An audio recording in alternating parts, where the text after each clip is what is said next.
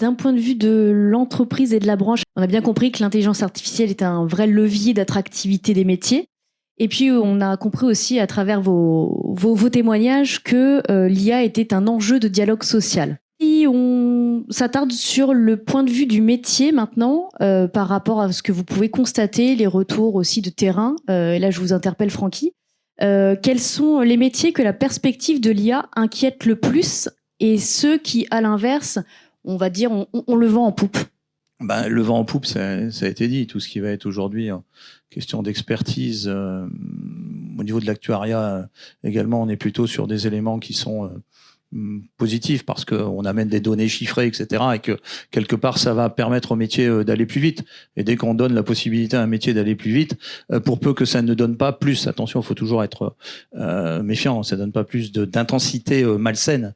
Le terme est un peu fort, mais c'est celui que j'ai trouvé à l'instant T. Le tout étant de trouver le bon dosage. Donc là, on est sur des métiers qui vont être possiblement aujourd'hui avec le vent en poupe.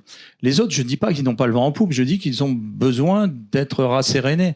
Si on prend quelque chose qui peut paraître comme tout à fait aujourd'hui, comment dire, sans danger vis-à-vis de l'intelligence artificielle, mais moi je veux dire qu'ils peuvent être en danger, c'est l'ensemble des métiers commerciaux.